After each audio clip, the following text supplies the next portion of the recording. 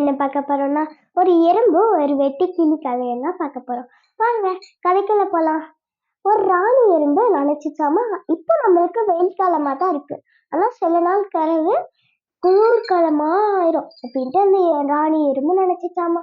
அப்போ எல்லா எறும்பட்டையும், நீங்க வந்து சாப்பிடணும்னா காலையிலேக்குள்ள எனக்கு நிறைய சாப்பாடு வந்திருக்கணும். அப்பதான் உங்களுக்கு சாப்பாடு கிடைக்கும் அப்படின்ட்டு அந்த ராணி எறும்பு சொல்லிச்சாமா.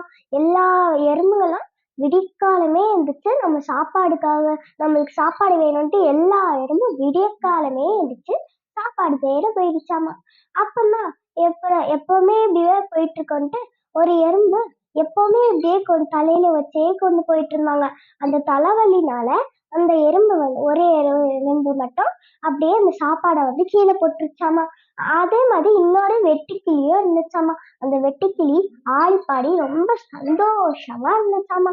அந்த வெட்டுக்கிளி ரொம்ப சந்தோஷமா இருக்கும் போது அந்த எறும்பு இருக்குல்ல, அந்த வெட்டுக்கிளியை கூப்பிட்டு, வெட்டுக்கிளி அண்ணா இந்த சாப்பாடு மட்டும் எங்க பொந்து வரைக்கும் கொடுத்துட்டீங்கன்னா அந்த உதவியை நான் என்னைக்குமே மறக்க மாட்டேன் அப்படின்ட்டு அந்த எருமை வந்து அந்த வெட்டுக்கிளிட்டு சொல்லிச்சாமா. ஆனா அந்த வெட்டுக்கிளி அதெல்லாம் கண்டுக்காம, இதை வந்து நீ என் கூட சேர்ந்து சந்தோஷமா இருங்க, குளிர்காலங்கள் வர நிறைய நாள் இருக்கு அப்படின்ட்டு அந்த வெட்டுக்கிளி சொல்லிச்சாமா. ஆனா அந்த எறும்பு நினைச்சுச்சாமா, நம்மளுக்கு சாப்பாடு வேணும்னா நம்ம இது செஞ்சுதான் ஆகணும் அப்படின்ட்டு அந்த அந்த சாப்பாடை வந்து கொண்டு போய் அதுவாவே புந்துல வச்சிருச்சாமா. அப்புறம் வச்ச உடனே சில நாள் பறவு குளிர்காலமா வந்துருச்சாமா. அந்த வெட்டுக்கிளிக்கு என்ன பண்ணவே தெரியல. அந்த வெட்டுக்கிளி தன்னைத்தானே பேசிச்சாமா, இன்னும் கொஞ்ச நேரம் கூட இப்படி இருக்க முடியாது, நம்ம உடனே செத்து போயிடுவோம், நம்ம ஏதாச்சும் வீட்டுக்குள்ள போனாதான் நம்மளுக்கு நல்லது அப்படின்னு சொன்னாங்க. அதுக்குள்ளேயே அது தெரிஞ்சு பேசிச்சாமா. அப்படியே கொஞ்ச நேரம் நடந்து போகும்போது ஒரு வீடு தெரிஞ்சிச்சாமா.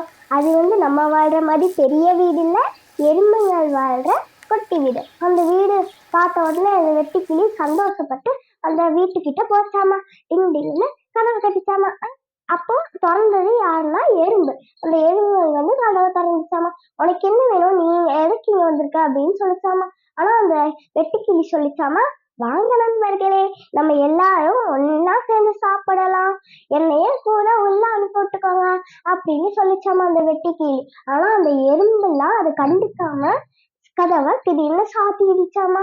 அப்புறம் திரும்பி அந்த வெட்டுக்கிளி கதவை தட்டும் போது திரும்ப ஓபன் பண்ணுவது அதனுடைய பரம் தாங்காம அந்த எறும்பு தானே கீழே விழுந்துச்சு. அந்த எறும்பு வந்து கதவை திறந்துச்சாமா.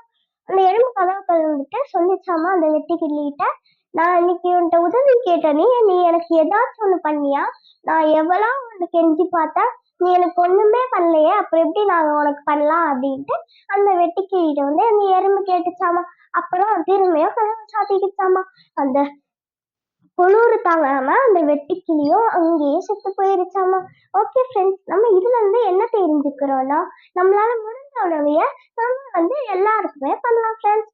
நம்மளால இப்ப எக்ஸாம்பிளுக்கு நான் சொல்றேன்னா, இங்க ஒரு பெட்டி இருக்கு. அந்த பெட்டிய நான் வந்து நினைக்கிறேன், இதை என்னால தூக்கவே முடியாது, நான் அப்படியே விட்டுட்டு போயிடுறேன்.